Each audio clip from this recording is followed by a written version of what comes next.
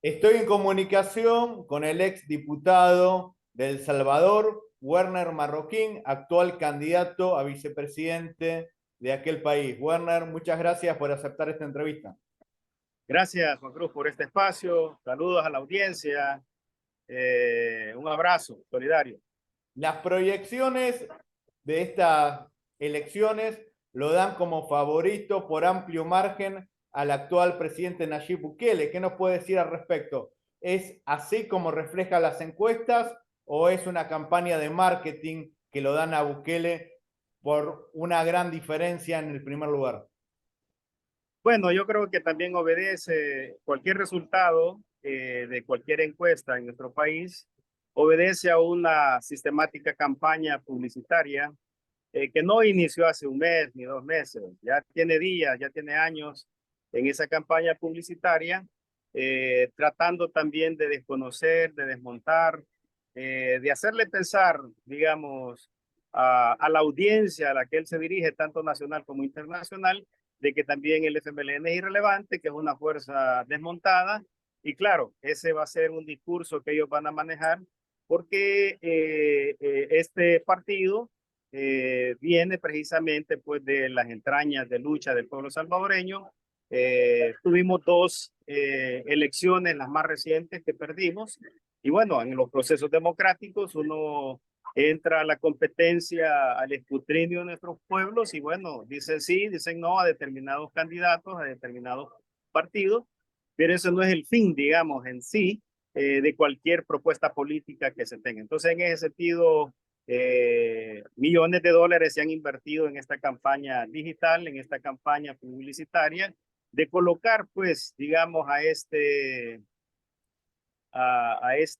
presidente, que además debo decir que se está saltando varios artículos de la Constitución que prohíben la reelección continua en nuestro país. ¿Qué nos puede decir sobre el migrante salvadoreño? Porque usted es un migrante que está en Estados Unidos. ¿Cómo trabajaría en este caso si ustedes son gobierno a favor de sus compatriotas que están en el exterior? Bueno, nuestro partido tiene ya una larga data de tener una relación vinculante, digamos, a los temas, a los desafíos de nuestras comunidades, principalmente en Estados Unidos, pero en otros países del mundo. El FMLN tiene una presencia en las diferentes luchas de nuestras comunidades migrantes desde 1981, básicamente desde el surgimiento de este partido. Decir de que en esa conexión que hemos tenido, hemos estado abordando temas como, por ejemplo, el voto de los salvadoreños desde el exterior, ¿no? Eso fue un proyecto y una lucha que se culminó bajo la, digamos, ¿A qué se bajo la refiere con el administración del voto? ¿Que FMLN. los inmigrantes tengan representación en el Parlamento como la tiene Ecuador y Perú, entre otros países? Repítame otra vez la pregunta que no se le escuché.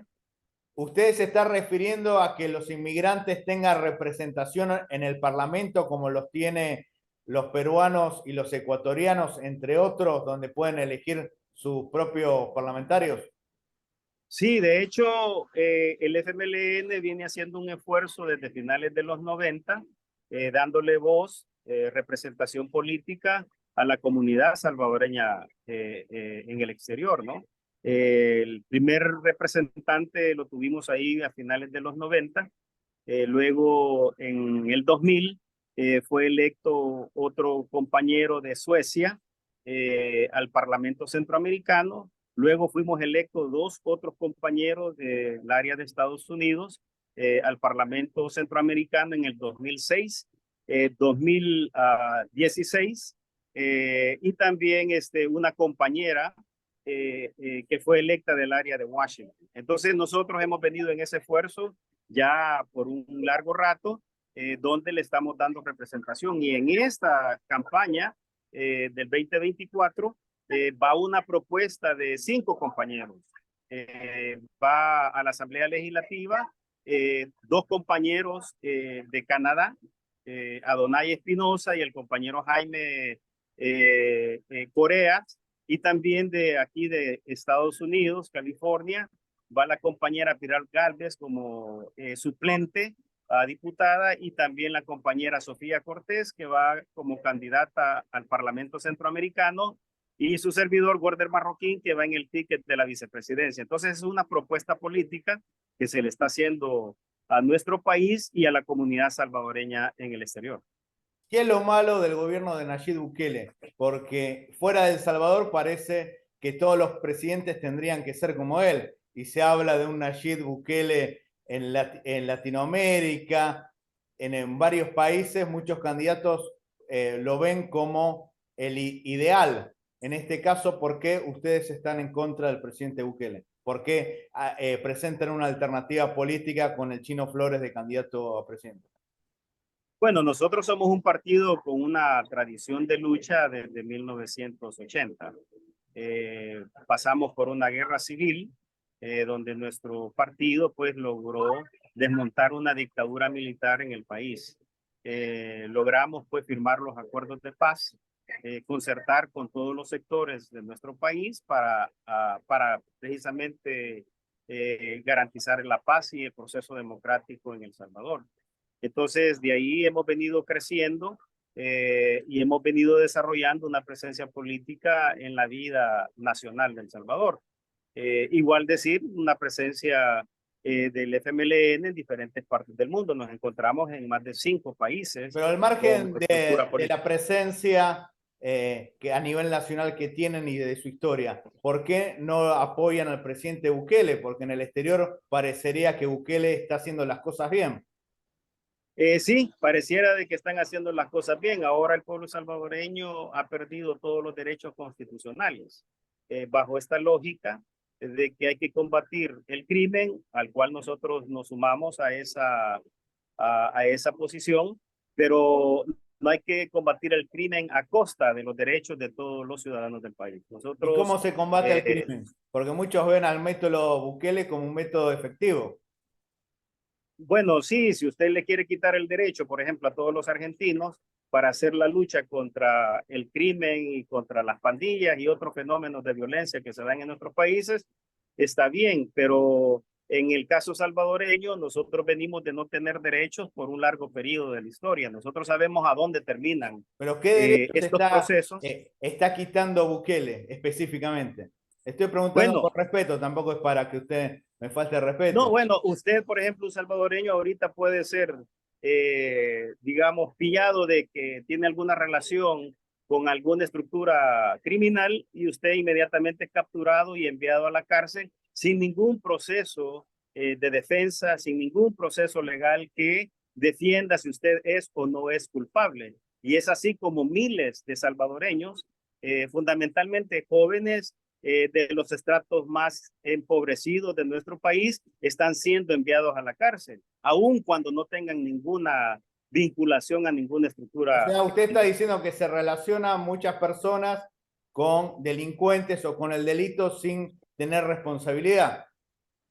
Sí, se están metiendo a la cárcel gente que no tiene ninguna vinculación con estructuras criminales. Entonces, no podemos estar hablando de libertades y de mayor seguridad de un país cuando toda la familia salvadoreña ahora tiene miedo de expresarse, tiene miedo de participar públicamente porque le pueden aplicar el régimen de sección, ¿no? Es el que en este momento impera en el país. Entonces, nosotros tenemos una posición de que al crimen organizado, a los criminales hay que combatirlo, pero a los que no tienen ninguna vinculación al crimen tienen que ser liberados. Nosotros no estamos en la lógica de ganar votos a costa de la libertad de ningún ciudadano en El Salvador.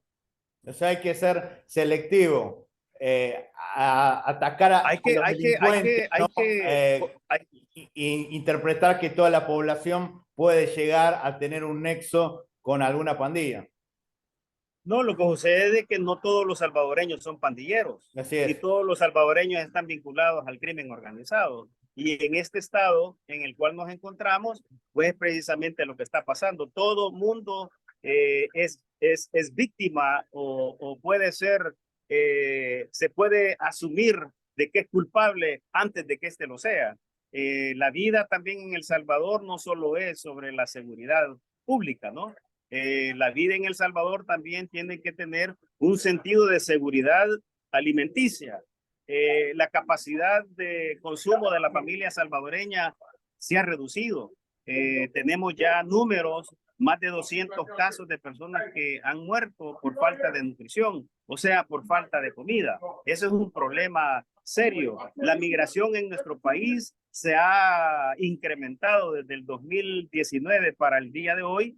Más de 350,000 salvadoreños han abandonado el país. Entonces, si uno está diciendo de que este es el país de las maravillas, como lo pretende el oficialismo del país, entonces, ¿por qué se está yendo la gente de nuestro país? ¿No? Entonces, hay una contradicción que ya no cuaja entre lo que pasa en las redes y en las campañas digitales con lo que vive la familia Y salvadoreña. otra cosa, los que hablan Diario. bien de El Salvador, la mayoría son gente que no conoce El Salvador, o sea, se basan en los medios. Por eso yo trato de entrevistar a los protagonistas como usted para que nos digan la realidad, porque ustedes conviven con sus compatriotas y conocen la realidad de cerca. De hecho, yo ahorita estoy en el Hotel Bonaventure de Los Ángeles, California. Regresé ayer de una gira que hicimos con el compañero Manuel El Chino Flores en diferentes puntos de nuestro país. Y allá el pueblo lo que dice es de que hay que denunciar el abuso y la agresión que está pasando contra la familia salvadoreña. No hay capacidad de encontrar un salario, de encontrar un trabajo en nuestro país. Eso es lo que está viviendo la familia salvadoreña. Si el tema de la seguridad ya está resuelto, entonces hay que resolver los otros elementos. El tema de la salud. Ha decrecido la calidad del sistema de salud pública en nuestro país, ¿no? Entonces, nosotros como fórmula presidencial estamos haciendo una serie de propuestas a nuestro país que comienza con la juventud salvadoreña. En este momento de la historia, lo que se están construyendo son grandes centros de concentración o cárceles donde lo único que la juventud salvadoreña puede esperar es ir a parar a esos lugares. Nosotros creemos de que El Salvador da para más. Nosotros creemos de que el trabajo debe ser dignificante en nuestro país. El costo de vida en el país anda en $950, $920, pero el salario mínimo en nuestro país anda en 320, 270 en el área rural y en el área urbana. Hay mujeres jefas de familia que me han dicho a través de diferentes organizaciones que denunciemos este tema del razonamiento, de la comida se está racionando en El Salvador. Si usted antes comía 3 tiempos, ahora come 2. Y si antes comía 3 tortillas, un poquito de arroz, un poquito de frijoles, queso o carne, entonces ahora se ha reducido. Es un problema serio el que tenemos en El Salvador, pero que estas grandes campañas publicitarias hacen creer de que vivimos en un país donde hay una tranquilidad, donde vivimos en un oasis de la familia salvadoreña. Eso no corresponde al diario vivir de los salvadoreños y Sí, también bueno saberlo, para por la eso gente que somos una habla de El alternativa y Salvador no por eso conoce El estamos haciendo nuestra Salvador, propuesta. los de derecha y los de izquierda hablan bien de Cuba y no conocen las necesidades que hay en Cuba. Por eso a veces la gente habla sin consultarle a los protagonistas y sin conocer la realidad nacional. Un tema que también me llamó la atención de El Salvador, que fue muy criticado y de alguna manera demostró que no fue útil, que el presidente Bukele autorizó el uso de la criptomoneda. ¿Qué nos puede decir de esto, que fue el primer país del mundo, o por lo menos de la región, que las aceptó y se demuestra que no hay efectividad en esta resolución que tomó el gobierno? Bueno, de hecho, cuando usted le pregunta al pueblo salvadoreño cuál es el impacto que ha tenido la criptomoneda en la vida económica de la familia salvadoreña, pues le va a decir, no sabemos cómo me ha beneficiado eso. Se han invertido más de 400 millones invertidos en estas monedas digitales que no ha traído ningún beneficio. A ciencia cierta, no se sabe realmente cuánto se ha invertido, porque también el oficialismo esconde la información hasta 7 años de hoy.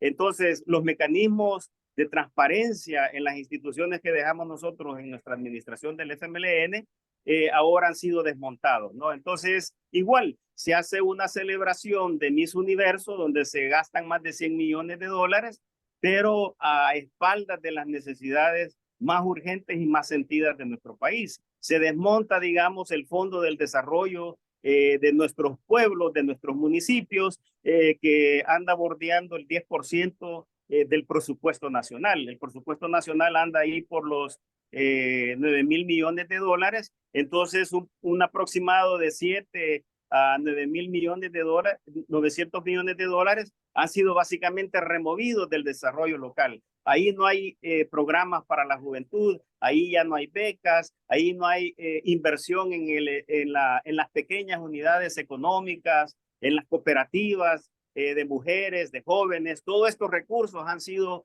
removidos, ¿no? Porque no alcanza el dinero. Y entonces hay que quitarle a los más pobres para ir llenando costos de proyectos como por ejemplo el Miss Universo. O sea, el Miss Universo, respetamos la belleza de la mujer latinoamericana y del mundo, pero en las necesidades más urgentes de El Salvador, estos son proyectos que únicamente tienen como objetivo vender un El Salvador que en el diario vivir de los salvadoreños no existe.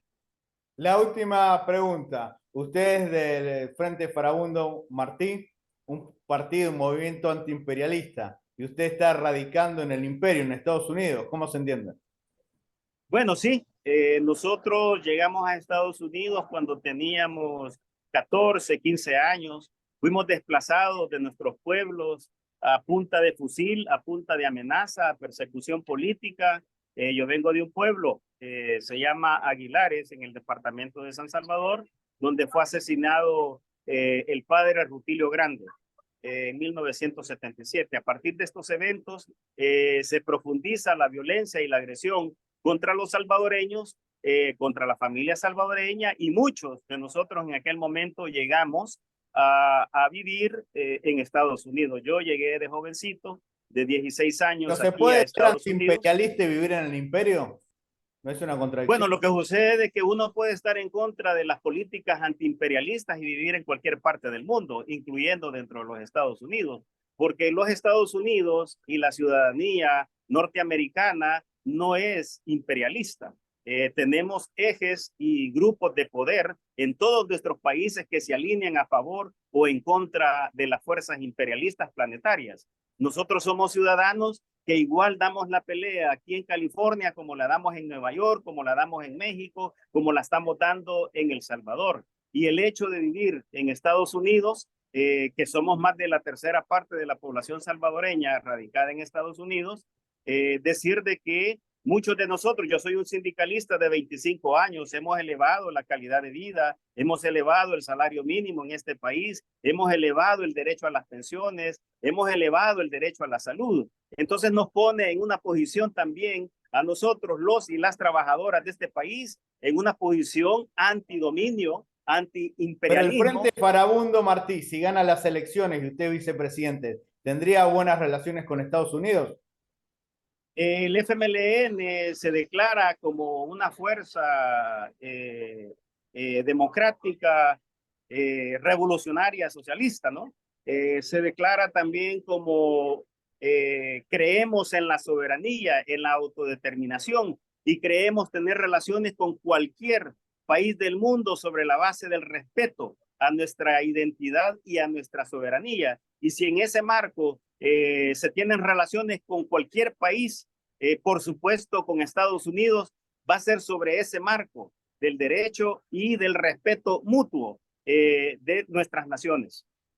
Muchísimas gracias y quiero hacer de público conocimiento que es la primera entrevista que le hago y usted aceptó gustoso la entrevista y no me condicionó las preguntas. Independientemente de las diferencias ideológicas que tenemos, le agradezco este gesto, habla muy bien de su persona. Muchas gracias, muy amable. Gracias, pase buen día, saludos a la audiencia.